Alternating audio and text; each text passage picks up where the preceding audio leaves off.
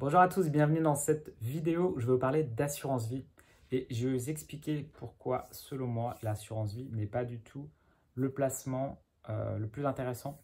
Alors peut-être que vous avez une assurance vie, si vous regardez cette vidéo, c'est assez probable parce que c'est le placement préféré des Français et pourtant, chiffre à l'appui, ce n'est pas forcément le placement le plus intéressant et c'est ce qu'on va voir maintenant. Alors le problème avec l'assurance vie, ce sont les frais. En fait, l'assurance vie, c'est un produit relativement compliqué, mais qui au fil du temps s'est construit sur un millefeuille de frais. C'est des frais qui vont rémunérer à la fois tous les acteurs de la chaîne, donc à la fois des assureurs, ça peut être les vendeurs aussi d'assurance vie, ça va être également les produits qui sont dans votre assurance vie qui ont également des frais.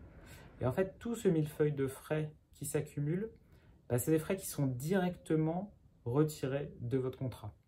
Et donc, vous ne le voyez pas forcément, parce que ce n'est pas de l'argent qui sort de votre compte en banque, ce n'est pas quelque chose qui vous est retiré comme des frais, mais par contre, c'est pris directement sur votre contrat. Et donc, quelqu'un qui, le contrat d'assurance vie moyen en France, c'est 50 000 euros. Donc, quelqu'un qui a 50 000 euros sur une assurance vie avec des frais de 2%, chaque année, il va payer 1 000 euros en frais. Et c'est des frais qui vont être pris chaque année. Vous n'allez pas forcément le voir, sauf si vous regardez sur votre contrat, sur le relevé que vous recevez chaque année. Et donc ces 1 000 euros, en fait, c'est 1 000 euros qui ne vont pas pouvoir capitaliser sur votre contrat et qui ne vont pas pouvoir générer des intérêts composés. Alors c'est un moment, j'en parle maintenant là, en 2024 parce que en fait on atteint des records d'encours sur l'assurance vie.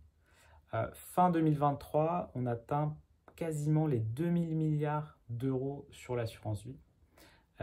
Et en janvier 2024, les Français ont mis un record de versements sur les assurances vie, parce qu'on a atteint quasiment les 16 milliards de versements sur l'assurance vie. Donc c'est une très bonne nouvelle pour tous les acteurs de cette chaîne, mais ce n'est pas forcément une bonne nouvelle pour vous qui avez une assurance vie, parce que du coup aujourd'hui ce placement, peut-être que vous l'avez pour votre retraite, peut-être que c'est pour de l'épargne de précaution, mais il y a d'autres alternatives qui font beaucoup mieux. Alors l'alternative, ça va être de s'intéresser, d'essayer de regarder comment est-ce qu'on peut faire autrement. Regardez sur cette image, voici donc 50 000 euros investis, soit sur une assurance vie classique, avec un rendement de 5% et des frais de gestion de 2% par an, et également des frais d'entrée. C'est relativement standard comme performance. Et vous voyez ce que peut donner une alternative, investir en direct intelligemment. Et la différence est juste énorme. Et ça peut faire une vraie différence pour vous dans votre vie. Et moi, personnellement, c'est ce que j'ai fait. Donc moi, j'ai des assurances vie, mais avec extrêmement peu d'argent et pour des cas très bien ciblés. Mais par exemple, pour la préparation de ma retraite, j'utilise cette alternative. Et dont on voit que du coup, la différence est absolument énorme en termes de gains. Alors vous me direz, oui, mais il y a quand même des avantages. On m'a dit que l'assurance vie, c'était peut-être pas le placement le plus performant, mais j'avais des avantages fiscaux et des avantages successoraux. Alors ce qu'on va voir, c'est que finalement sur ces deux avantages, ce n'est pas forcément des avantages très utiles. Alors d'abord sur l'avantage de la fiscalité. Au bout de 8 ans, vos gains sont exonérés d'impôt sur le revenu. Mais vous allez quand même payer les prélèvements sociaux. Et donc, en fait, il y a d'autres placements, par exemple, dont vous n'avez peut-être pas entendu parler, comme le plan épargne d'action, qui au bout de 5 ans propose lui aussi une exonération sur l'impôt sur le revenu. Donc, ce n'est pas le seul, et on va dire que s'il y a un avantage fiscal sur l'assurance vie, ce n'est pas non plus un avantage qui est complètement extraordinaire, parce qu'on peut le retrouver pour d'autres placements qui permettent d'investir sur à peu près le même type de produit. Donc, c'est pas forcément non plus un avantage très, très important. Donc, en tout cas, ça ne doit pas être le seul qui doit vous guider.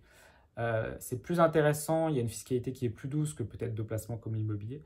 Mais en tout cas, sur les placements financiers, vous avez d'autres alternatives qui peuvent être au moins aussi intéressantes. Deuxième sujet, c'est de la succession. On dit souvent l'assurance vie, c'est bien pour la succession, il faut une assurance vie pour la succession, ça permet de limiter les droits de succession. Mais il faut savoir qu'en France, en fait, c'est un peu une idée reçue parce qu'en France, la grande majorité des successions se font sans aucun droit. Pourquoi? Parce qu'en fait, quand vous êtes en dessous de succession en France, c'est en moyenne à 100 000 euros, en fait, sur ces niveaux-là, vous n'avez pas de droit de succession parce que vous avez un certain nombre d'abattements qui s'appliquent.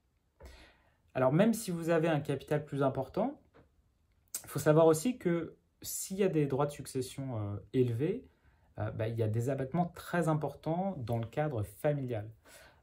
Par exemple, à votre décès, votre conjoint, si vous êtes marié, vous n'aurez pas de droit de succession. Votre conjoint, ce qu'il va recevoir de vous, c'est complètement exonéré de droit de succession. Donc, si vous avez une assurance vie pour votre conjoint, finalement, l'avantage successoral, il n'a pas d'utilité parce que en fait, c'est un avantage sur des impôts que vous n'aurez pas à payer. Il n'y a pas de droit de succession entre conjoints. Pour les enfants également, il y a des abattements qui sont importants. 100 000 euros par enfant, par parent tous les 15 ans.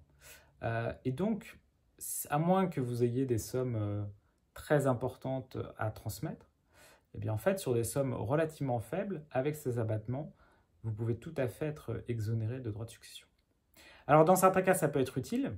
Si vous voulez faire effectivement des donations à des personnes tiers, à un ami ou un neveu, là, effectivement, ces abattements ne s'appliquent pas. Et donc là, l'assurance vie a tout à fait sa légitimité et son intérêt. Mais vu les volumes d'épargne d'assurance vie des Français, vu le poids de l'assurance vie dans les Français, ce n'est pas le cas le plus majoritaire. Voilà, dites-moi ce que vous en pensez dans les commentaires. Et je vous dis à très bientôt pour une prochaine vidéo. Ciao!